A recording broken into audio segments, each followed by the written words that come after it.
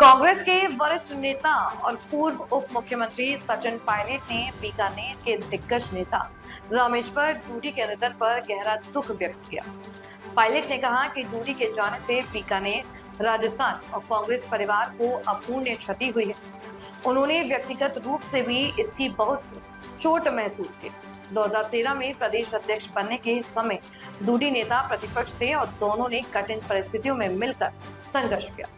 Pilot ने डूडी को किसानों, आमजन और संगठन का सच्चा प्रतिनिधि बताया और उनकी सादगी और जमीनी संघर्ष को याद किया। 21 विधायक जीत कर आए थे। बड़ा चुनौतीपूर्ण समय था।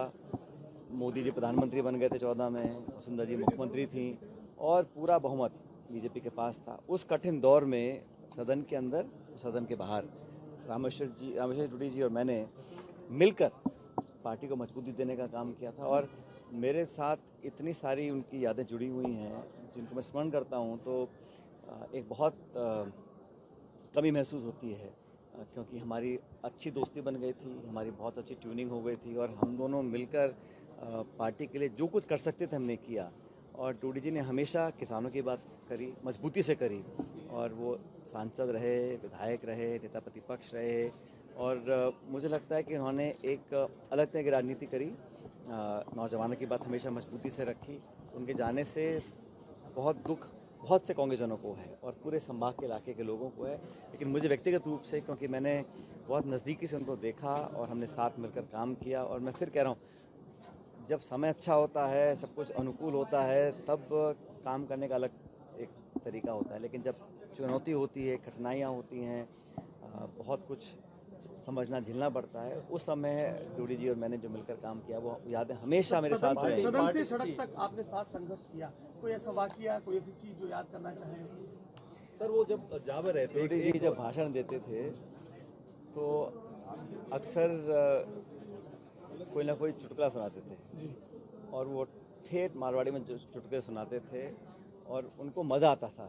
तो और हमेशा देखा उनको मैंने कि वो मुस्कुराने की उनकी आदत थी। मैं कहता था कभी कभी डूडी साहब से, मैंने कहा भाई मेरे में कमी है, मैं कम मुस्कुराता हूँ और आप ज़्यादा मुस्कुराते हो। तो उन्होंने कहा हम दोनों बैलेंस हो जाते हैं। लेकिन जब चुनाव इस बार नहीं जीत पाए थे 18 में और उसके बावजूद भी उन्होंने हमेशा पार्टी के लिए काम करते रहे और हर स्तर पर मजबूती दी। ऐसे बहुत सारे वाक्य हैं जो मेरे साथ मुझे याद हैं, लेकिन उनके जाने से बहुत कम उम्र में वो हमारे बीच नहीं रहे, तो उसका मुझे दुख है। मैं उम्मीद करता हूं कि आने वाले वक्त में हम सभी लोग मिलकर उस सपने को साकार करेंगे जो उन्होंने देखा था, ना सिर्फ बीकानेर के लिए लेकिन पूरे राजस्थान के लिए। जब जा रहे थे, अब लास्ट जब वो पार्टी का काम करने के लिए ही घर से निकल रहे थे, उसी वक्त बेहोश हुए, कोमा में गए। 2 साल तक वो इस तरह की कंडीशन में रहे।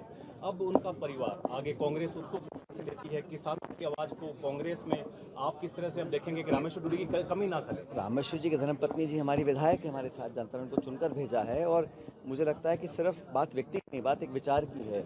जिस विचार को लेकर वो आगे बढ़े थे कि किसान के बच्चे और बेटियां ऊंचे पद तक क्यों नहीं पहुंच सकते हैं, किसान की वो लड़ाई लड़ना चाहते थे, उसको संघर्ष को जारी रखेंगे, उसमें कोई कमी नहीं आएगी। लेकिन उनका पूरा परिवार कांग्रेस के लिए समर्पित रहा और आज भी बढ़ चढ़कर पूरा समूचा परिवार, एक व्यक्ति नहीं, पूरा परिवार पार्टी के लिए काम कर रहा है।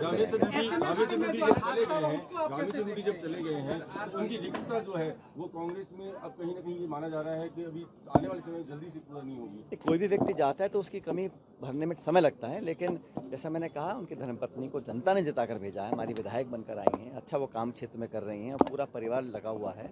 और देखो, समय के साथ साथ सब घाव बढ़ते हैं और वो लगभग 25 महीने तक कोमा में रहे और अभी 2 दिन पहले उनका स्वर्गवास हुआ। लेकिन वो जो यहाँ काम करके छोड़ गए हैं, वो जो एक नाम छोड़ गए हैं, उसका पूरा जनता के बीच हम लोग जाके उसको मान सम्मान को बनाए रखेंगे।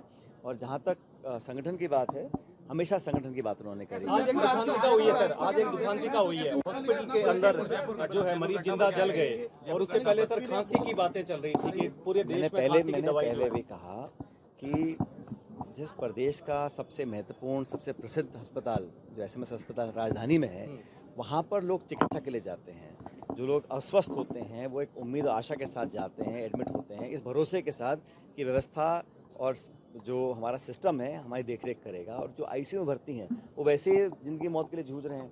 वहाँ पर ऐसा हादसा होना बहुत ज़्यादा ट्रैजिक है, बहुत दुखदेही है और मुझे लगता है कि इस पर हमें अब बहुत जल्द कार्रवाई करनी पड़ेगी सरकार को कि तह तक जाएं कि लापरवाही थी, मेंटेनेंस था, बनाने वालों की गलती, सुपरवाइज़र की गलती, कौन वो लोग थे जो इस भीषण हादसे के लिए जिम्मेदार हैं, क्योंकि निर्दोष लोगों की जानें गई हैं।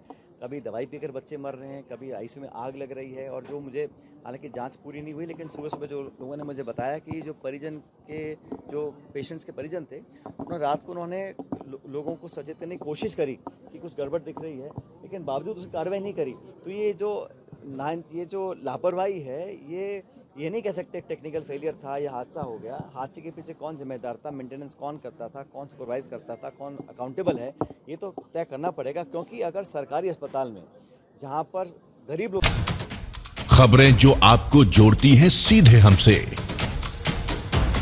जिनका आपकी जिंदगी पर होता है सीधा असर, खबरों की वही तस्वीर, बिना बदले, बिना डरे,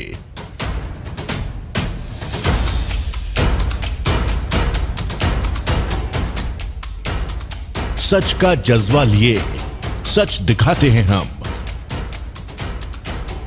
आपकी आवाज के साथ TNI आवाज।